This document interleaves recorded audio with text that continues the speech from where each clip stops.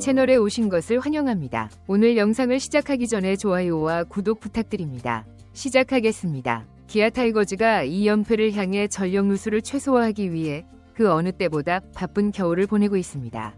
기아는 지난 시즌 87승 55패 승률 0.613으로 정규 시즌 1위를 차지했고 한국 시리즈에서도 그 기세를 이어갔습니다. 삼성 라이온즈를 4승 1패로 제압하며 통산 12번째 한국 시리즈 우승컵을 들어올렸습니다. 우승의 기쁨을 뒤로하고 2025 시즌을 준비하기 시작한 기아는 전력에 몇 가지 변화가 있었습니다. 가장 눈에 띄는 변화는 외국인 선수 구성이었습니다. 기아는 현 외국인 투수 제임스 네일과 재계약을 맺고 새로운 외국인 투수 아담 올라바와 타자 패트릭 위즈덤과 계약했습니다. 반면 지난 한국 시리즈 우승 멤버였던 투수 에릭 라우와 타자 소크라테스 브리토는 작별을 고했습니다. 다음으로는 내부 FA 임기영, 장현식과의 협상이 있었습니다. FA 시장이 열리자 새 선수 중 가장 주목을 받은 건 단연 장현식이었습니다. 그는 지난해 기아 불펜에서 75이닝으로 가장 많은 이닝을 소화하며 기아의 우승에 크게 기여했습니다.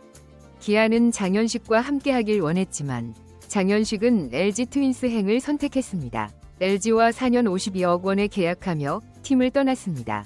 지난 시즌 마운드 문제로 고민했던 기아는 더 이상 전력 보강을 미룰 수 없었습니다. 특히 선두였던 삼성 라이온즈와 LG가 외부 영입으로 약점을 보완한 상황이었습니다. 보강이 됐다고는 하지만 기아도 적극적으로 움직여야 했습니다. 기아는 트레이드를 통해 해결했습니다. 지난해 12월 19일 키움 히어로즈와의 트레이드를 통해 조상우를 영입했습니다. 2026 KBO 신인 드래프트 1라운드, 4라운드 지명권과 현금 10억 원을 내줬습니다. 하지만 조상우 영입으로 장현식이 남긴 공백을 빠르게 메웠습니다. 기아는 남은 내부 FA 선수들과의 협상을 이어갔습니다. 지난해 12월 21일 임기영과 3년 총액 15억 원에 계약했고 1월 9일에는 서건창과 1년 5억 원의 계약을 마무리했습니다. 이로써 기아는 스토브리그의 주요 과제를 모두 해결했습니다. 기아 심재학 단장은 이번 스토브리그가 마무리되어 갑니다. 장현식 선수의 이적으로 인한 전력 손실이 있었지만 조상우 선수 영입으로 어느 정도 손실이 상쇄됐다고 평가됩니다. 또한 장현식 선수를 제외하고는 다른 팀으로 보낸 선수가 없어 전력 손실이 거의 없습니다. 외부 FA 영입은 현재의 우승 전력을 유지하기 위해 최선을 다했지만 구단 차원에서 경쟁 균형과 연봉 한도, 백업 선수 등 전체적인 상황을 고려하지 않을 수 없었다고 말했습니다. 심 단장은 현재 계획대로 접근했으며 2025 시즌이 끝난 후 FA 시장에 참여할 것이라고 밝혔습니다. 선수들과의 계약을 대비해 과도한 지출을 피하려 했다고 설명했습니다. 남은 과제는 2025 시즌 연봉 협상입니다. 기아는 미국 캘리포니아 어바인과 일본 오키나와에서 스프링 캠프를 진행할 예정이며 캠프 시작 전 연봉 협상 대상자들과 협상을 진행할 계획입니다. 심재학 단장은 마무리 계약을 준비하고 있습니다. 스프링 캠프 준비는 마무리됐습니다. 시설팀이 먼저 점검하러 갈 예정이고 미국 어바인은 선수들에게 새로운 동기부여가 될 것으로 기대되는 새로운 훈련장이 될 것 같습니다. 캠프 장소 선정도 나쁘지 않은 선택이었고 연봉 협상도 어느 정도 진척이 있습니다. 캠프 전에 마무리할 계획이라고 밝혔습니다. 스토브리그가 막바지에 접어들었습니다. FA 자격을 얻은 17명의 선수들이 계약을 마쳤습니다. 대형 FA 계약으로 주목받은 선수들도 소속팀의 잔류해 새 시즌을 준비하고 있습니다. 구단들은 전력 보강을 마치고 마지막 연봉 협상 단계에 있습니다. 지난 시즌 우승팀 기아도 전력 보강을 마치고 연봉 재계약 협상 마무리를 향해 가고 있습니다.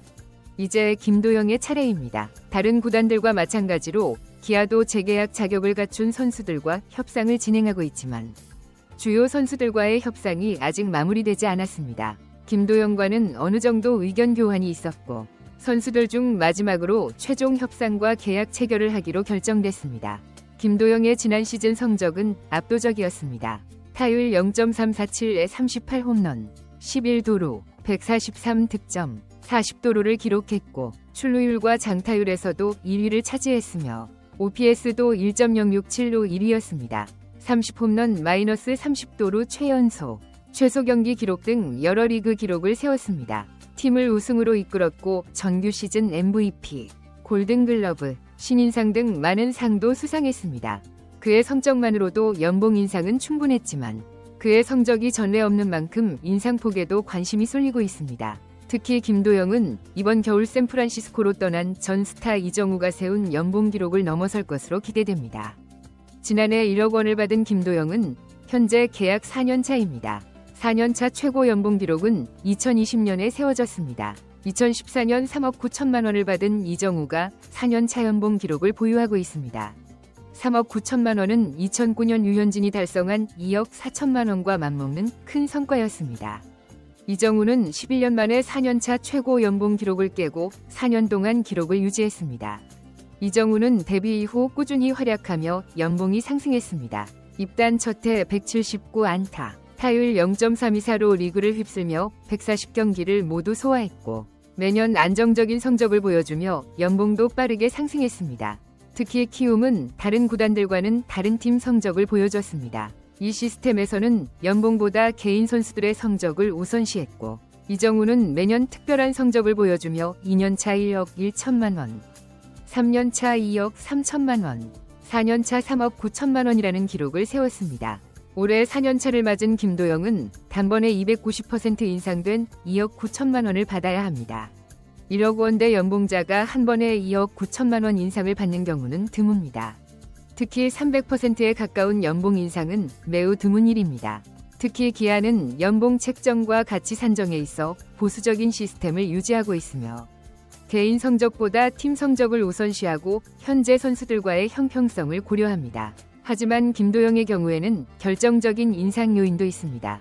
2023년 6위로 마감하며 가을 야구에 진출하지 못했던 기아가 2024년 14년 만에 통합 우승을 차지했고 이 과정에서 김도영이 매우 중요한 역할을 했습니다. 매년 최고 연봉 평가는 투수와 타자로 나누어 진행됩니다. 하지만 이를 고려하지 않더라도 2024년 최고 성적자가 김도영이라는 것은 쉽게 알 수 있습니다.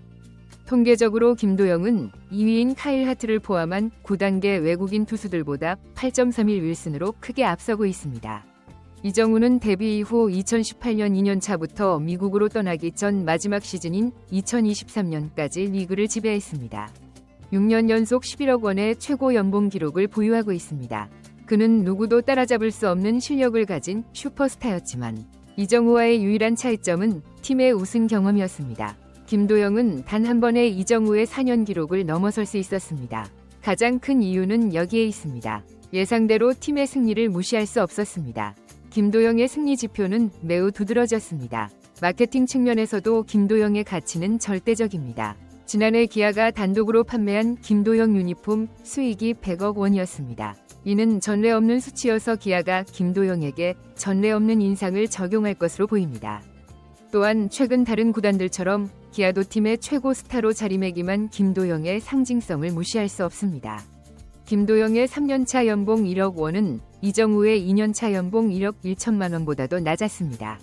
4년차 최고 연봉과 비교해도 김도영은 이정우의 2년차 연봉 1억 원보다 낮습니다. 한 번에 연봉 인상을 받는 것과 같습니다. 김도영의 활약은 리그 역사상 가장 인기 있는 시즌이었던 2024년 기아의 우승에서 높이 평가받았습니다.